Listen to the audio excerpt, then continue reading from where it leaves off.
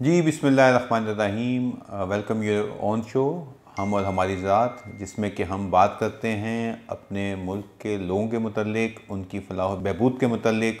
इसके साथ साथ हम उनके मसाइल और उसके जो हालात हैं, इसके अलावा हम देखते हैं कि इंटरनेशनल जो हालात हैं इकॉनमी के, इसके अलावा जो इको उसका जो हमारे जोग्राफ़िकल इम्पेक्ट आता है इन हालात का, उसको कैसे देखते हैं और इंटरनेशनल चीज़ों के ऊपर एक ख़ास नज़र भी रखते हैं। अनकरीब हम अपने इस प्रोग्राम के अंदर ना सिर्फ के इंटरनेशनल के ऊपर ज़्यादा बात करेंगे, क्योंकि ये बड़े ही फ़ैसला कुन मोड़ के ऊपर लेके आ जाते हैं। मुल्क के जो ज़रूरी हालात होते हैं, किसानों को इससे बहुत मदद मिल सकती है।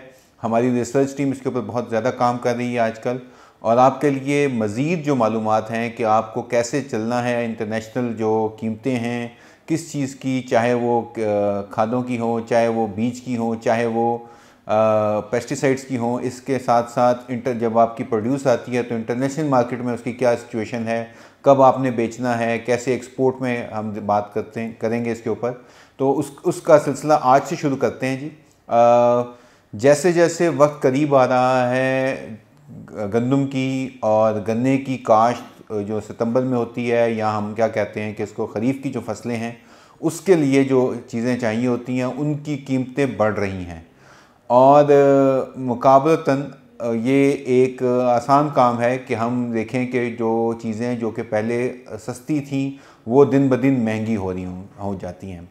मैं शुरू करता हूँ आपके लिए कि वो दोस्त, और इसका हमने देखा है कि पिछले 4 हफ्ते, यानी 4 भी नहीं, मेरे ख्याल से 2.5 हफ्ते में जिस तरह से खाद की दस्तयाबी और खाद की जो कीमतें हैं, और ख़ुसूसन जो फास्फोसी खादें जिन्हें हम कहते हैं, उनके अंदर डीएपी के ऊपर बात करेंगे आज, कि डीएपी की जो प्राइस है वो दिन ब दिन ऊपर जा रही है। और हमें नज़र भी यही आ रहा है कि आने वाले दिनों में ये डीएपी जो सी है वो बहुत ज़्यादा कीमत इसकी ऊपर चली जाएगी।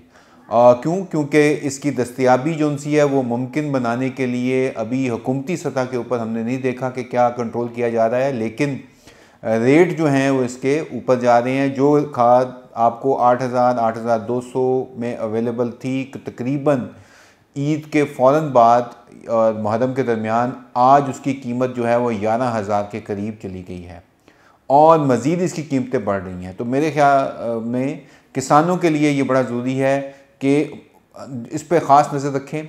अगर आप खाद लेना चाह रहे हैं, नंबर 1 खाद आप उससे लें जो कि खाद का सही आपको खाद की जो असल खाद है वो आपको दे सके। तो उस सिलसिले में किसान मददगार और किसान दुकान का नेटवर्क हाजिर है। आपको खाद लेनी है तो हमसे ज़रूर लें। इसके अलावा आप उन अल्टरनेट जिसे कहते हैं मुतबादिल खादों पर भी ज़रूर नज़र रखें, जो कि आपके लिए बहुत ही कारआमद हैं और इस डीएपी से बेहतर हैं, बजाय इसके कि आप इस शिकंजे में फंसें और डीएपी की तरफ जाएँ। इसके अलावा ग्रीन फॉस्फेट या इस किस्म की जो खादें हैं जो कि हमारे नेटवर्क के ऊपर मौजूद हैं और जिसकी कि पैदावार जो है वो बहुत ही अच्छी है, डीएपी से भी बेहतर है, आप उसके ऊपर आएँ।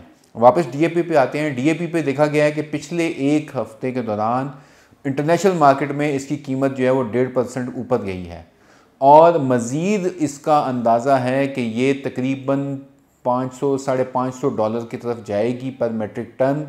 और इसको क्योंकि ये सारी इंपोर्ट होती है और इंपोर्ट की वजह से आपको मज़ीद मुश्किलात का सामना करना पड़ेगा।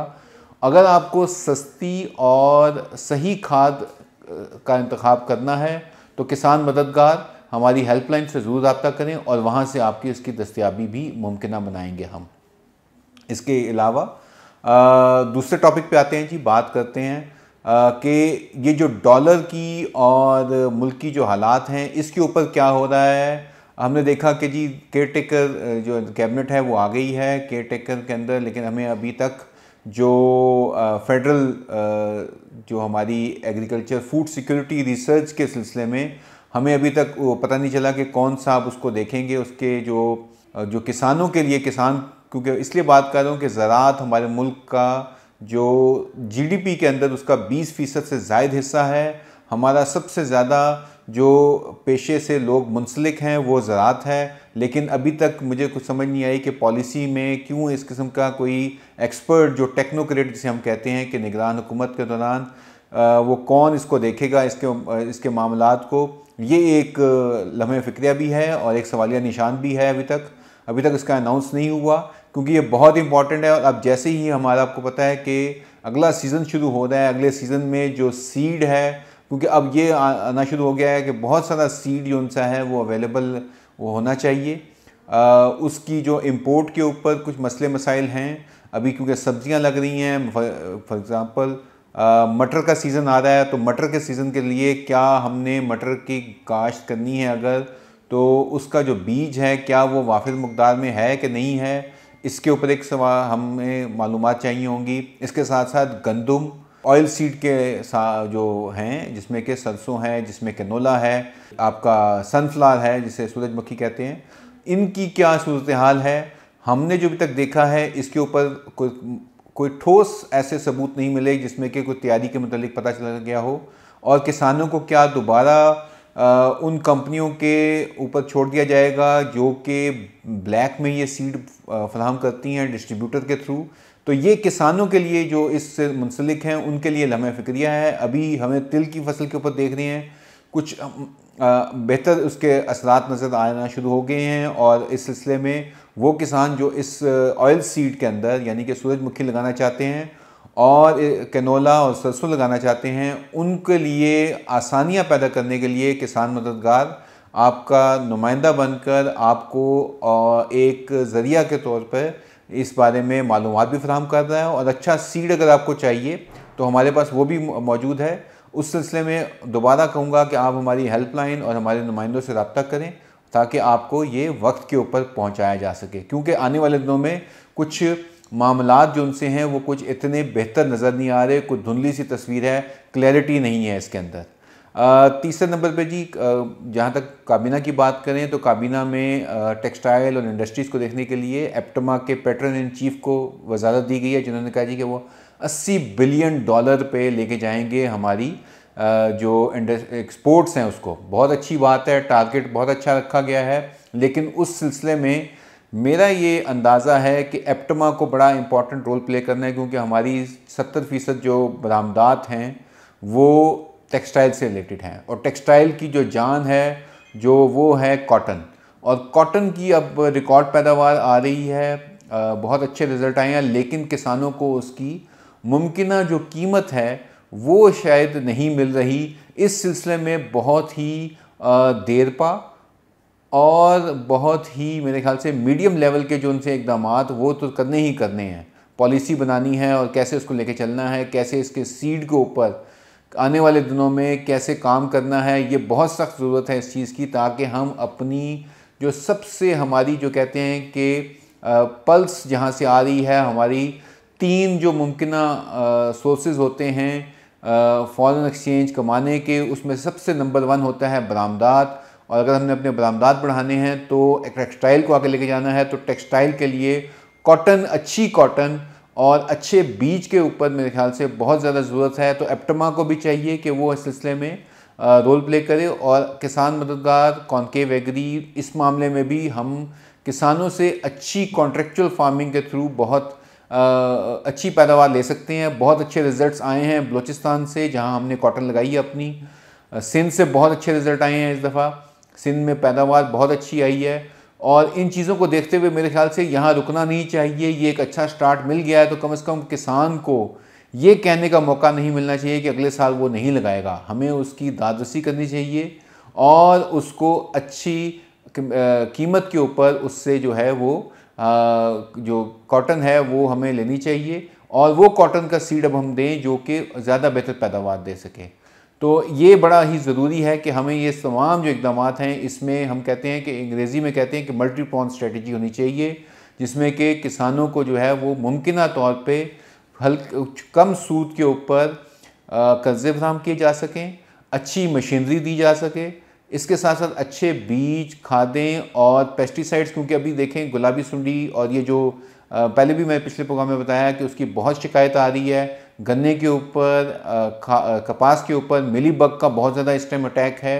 इन तमाम के लिए जो देरपा इकदाम हैं वो करने की ज़रूरत है, और इसलिए हम अपने चैनल्स के थ्रू, अपने व्हाट्सएप कम्युनिटीज़ के थ्रू, अपने नुमाइंदों के थ्रू अच्छी और पायदार किस्म की जो अद्वियात हैं या तरीक़े हैं कम अज़ कम, वो ज़रूर हम किसानों को बता रहे हैं। अगर किसी किसान भाई को हमारी इस सर्विस के लिए सिर्फ इस्तेफ़ादा करना है तो दोबारा बड़ा ही आसान तरीका है कि यहाँ तो आप हमें व्हाट्सएप कर दें, हम आपको शामिल कर देंगे अपने व्हाट्सएप ग्रुप में, या आप हमारे नुमाइंदे से डायरेक्ट कॉल सेंटर पे कॉल कर सकते हैं 111 किसान 051 किसान या 051 के ऊपर। इसके अलावा पहले भी मैंने कहा है कि machinery, solar tubewell, tractor, harvester, इन तमाम के लिहाज से अगर आपको पायदार गारंटी शुदा जो चीज़ें हैं वो चाहिए मशीनरी।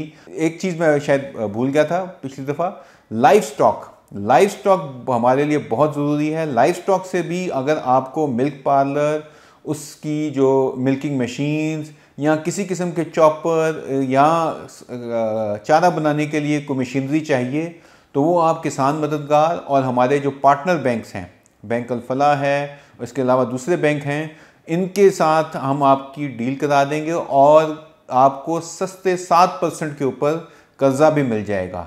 तमाम मशीनरी आपको गारंटी के साथ, वारंटीज़ के साथ मिलेगी, और ये एक नादिर मौका है तमाम किसानों के लिए कि वो आकर अपनी जो मुश्किलात हैं उसको दूर करें और अपनी पैदावार को बढ़ाएं। इसके बाद आप बात करते हैं जी, एक बहुत इम्पॉर्टेंट जो चीज़ है कि अभी हमें पता लगा कि G1 के ऊपर, क्योंकि उसका नेक्स्ट सीज़न आ रहा है, G1 एक बहुत बड़ी अपॉर्चुनिटी है।